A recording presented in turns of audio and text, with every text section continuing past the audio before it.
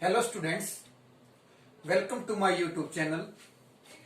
जैसा कि हम प्लस टू क्लास की बिजनेस को कंप्लीट कर चुके हैं, बस उसमें दो टॉपिक रह गए हमारे, इंडस्ट्री और प्रिंसिपल ऑफ मैनेजमेंट। उनको भी कवर करेंगे।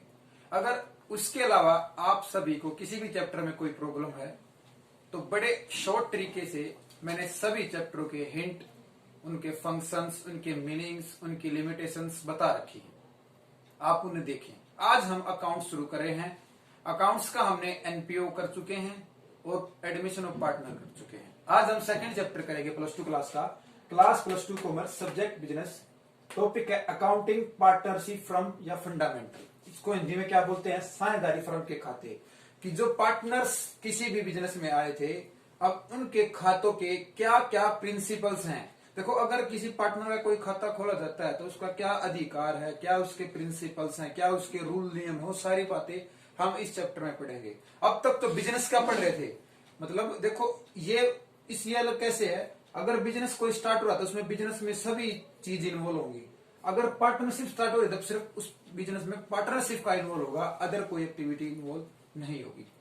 देखते हैं पार्टनरशिप एक्ट का सबसे पहले नंबर, एक नंबर का क्वेश्चन क्या आता है। पार्टनरशिप एक्ट कब बना था? 1932, सेक्शन हमारा 4। सेक्शन को हिंदी बोलते हैं धारा। एक नंबर हमारा यहां से क्लियर हो जाता है। और देखो, बिजनेस या कंपनी या फिर कोई और शॉप में पार्टनर हो सकते हैं, लेकिन इनको मद्देनजर रखते हुए हमारी सरकार ने यह नियम बना दिया पार्टनरशिप एक्ट 1932 सेक्शन 4 में कि एक पार्टनर से ज्यादा बिजनेस को कोई स्टार्ट करे वो पार्टनरशिप एक्ट के तहत आता है। अगर कोई उसकी जानकारी ले तो दो या दो से अधिक व्यक्ति मिलकर किसी भी काम को स्टार्ट करते हैं और आगे आने वाले प्रॉफिट लॉस के लिए वो एग्रीमेंट ठहराव लेते हैं, उसको क्या बोला जाता है? पार्टनरशिप, साझेदारी। इसी तरह मैंने मीनिंग लिख रखा है साझेदारी का अर्थ। दो पार्टनर, पुनीत और दीपक। पुनीत और दीपक वैसे तो अगर समोसे का बिजनेस करना चाहें तो वो कोई भी कर सकता है, 2 व्यक्ति, 1 व्यक्ति, 5 व्यक्ति, 10 व्यक्ति। अगर वो पार्टनरशिप एक्ट का फॉर्म भर के कोई काम करना स्टार्ट करते हैं तो वो पार्टनरशिप एक्ट 1932 के एक्ट के तहत हमारे उसमें शामिल हो जाता है। ये मैंने आगे एक तो वैसे सिंपल बिजनेस हो सकता है समोसे का। अगर उन्होंने जूतों का बिजनेस स्टार्ट किया पार्टनरशिप एक्ट 1932 का फॉर्म भर के, अप्लाई करके, तो वो एक्ट हमारा पार्टनरशिप कहलाता है। ठीक है। अब इसके बाद दूसरा मीनिंग आता है एग्रीमेंट। इसमें एग्रीमेंट साइन करेंगे जितने भी पार्टनर हो गए। अगर 2 पार्टनर है तो एक व्हाइट पेज लेंगे जिसपे सभी सहमत होंगे, उसकी सारी लिस्ट को चेक करके नीचे साइन कर देंगे हम। जैसे कि हमने साइन कर दिए कि हम सभी सहमत हैं इस एग्रीमेंट से, उसको बोला जाता है एग्रीमेंट साइन। हम दोनों मिलकर बिजनेस को आगे बढ़ाएंगे, हम सहमत हैं। 2 व्यक्ति लिए थे मैंने इसमें। ठीक है। अब इसके फीचर्स क्या होगी? देखो बेटा, अगर डेफिनेशन थोड़ी अच्छे समझ में, तो फीचर्स तो हर एक सब्जेक्ट में, हर एक किसी प्रकार का टॉपिक उठा लेना, उसके मीनिंग अगर क्लियर है तो फीचर उसकी ऑटोमेटिक 3-4 क्लियर है। देखो, अब सबसे पहला था 2 या 2 से अधिक व्यक्ति होना जरूरी है। पहली है 2 और मोर पर्सन, 2 या 2 से अधिक व्यक्ति, दीपक और पुनीत से ज्यादा भी हो सकते हैं। सेकंड क्या होगा? उन्होंने एग्रीमेंट पे साइन करा था, तो हो सकता है एग्रीमेंट बिटवीन द पार्टनर, साझेदारों के बीच ठहराव। जैसे कि क्या लेता हूं एग्जांपल में, एक पेज लिया जिसपे उन्होंने साइन किए होंगे, हम दोनों व्यक्ति आगे चलकर हर दुख सुख में साझी होंगे। कहते हैं ना कि घर में भी अगर कोई काम करना हो तो पार्टनरशिप बनना हो तो कह देंगे हम हर दुख सुख में साथी हैं। इसी तरह बिजनेस में होता है। फिर है शेयरिंग प्रॉफिट।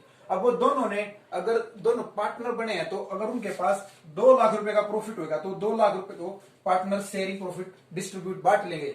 हो सकता है 2 लाख का उन रेशो क्या था, उनका रेशो मायने करता है। अगर 1:1 है तो 1 लाख हो जाएगा, अगर 2:1 है तो उनका देख लेना, अगर 3:1 है तो उनका देख लेना। इस तरह बांटा जाएगा। किस तरह?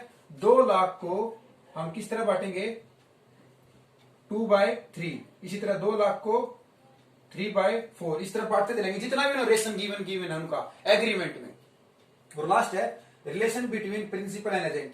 ये हमेशा रिलेशन होता है किसका? स्वामी और एजेंट का। स्वामी किस तरह? स्वामी तो किसी बिजनेस का होना ही होना जरूरी है। और एजेंट क्या होता है? जब स्वामी ने कोई काम किसी को सौंपा है अपने कार्य को करवाने के लिए, वो हमारा एजेंट होता है। डायरेक्टिंग वर्किंग एक्टिविटी, सभी की सभी एक्टिविटियों पर निगाहें रखना एजेंट कहलाता है। आई होप कि आपको मीनिंग और फीचर क्लियर है। एक 2 नंबर का क्वेश्चन आता है राइट टू पार्टनरशिप्स कि साझेदार के अधिकार कौन कौन से हैं, 2 नंबर में पूछा जा सकता है। तो सबसे पहला every partner get right to given profit and loss ratio. जिस भी पार्टनर ने जो भी अधिकार दिया उसको उसी अधिकार के तहत वो ही रेशो, यानी अगर 2-3 है तो 2-3 में उसको प्रॉफिट लॉस मिलना चाहिए, अगर 3-1 है तो 3-1 में उसको रेशो मिलना चाहिए, प्रॉफिट और लॉस दोनों चीजें। सेकंड क्या, प्रत्येक साझेदार को अपने हिस्से का लाभ हानि प्राप्त करने का अधिकार है। फिर सेकंड क्या है, every partner business operation activities participation at the right time.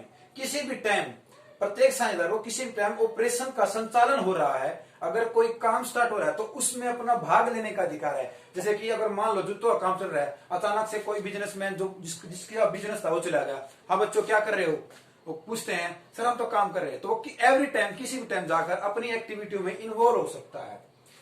Third क्या हमारा, every partner right related to suggest at the particular time of work, कि प्रत्येक साझेदार जब वो संचालन कर रहा था जाके उन सभी का सुझाव ले सकता है, सभी पार्टनरों का, कि हमने क्या कुछ चेंज करना है इसमें, क्या जूते का डिजाइन चेंज करना है, रंग चेंज करना है, कुछ भी चेंज करना है, सभी को पार्टनर्स को बुला के उनका सुझाव लेगा।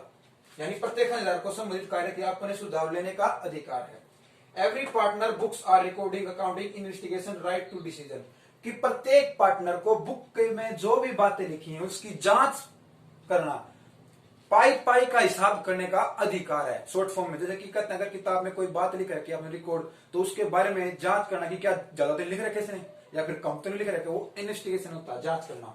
प्रत्येक साझेदार को किताबों में रिकॉर्ड का लेखांकन की जांच करने का, निर्णय लेने का भी अधिकार है और साथ ही डिसीजन लेने का भी अधिकार है। और फिफ्थ क्या है, नए साझेदार को हो सकता है every partner restricts new partner, कि प्रत्येक पार्टनर नए पार्टनर के आने से रोक लगा सकता है। क्योंकि रोक क्यों लगाया, क्योंकि जब सहमति नहीं बनेगी पार्टनरों में तो नया पार्टनर आए ही नहीं आएगा। लास्ट क्या हमारा, फर्म में लाभ, फर्म में जो एक्सपेंस हो रहे हैं, यानी फर्म में जो एक्सपेंस हो रहे हैं जो उस व्यक्ति ने लगाया पार्टनर ने, तो फ्यूचर में वह उस प्रॉफिट को या उस धन को पाने का अधिकार रखता है। इसके अलावा 2-3 और हो सकते हैं। आप अगर ये 6 भी लिख दोगे तो आपके 5 नंबर पक्के हैं, 2 नंबर में तो 2 पॉइंट लिख देना। आई होप कि आपको पार्टनरशिप एक्ट का मीनिंग और उसके फीचर्स और उसके राइट्स क्लियर हो गए। धन्यवाद।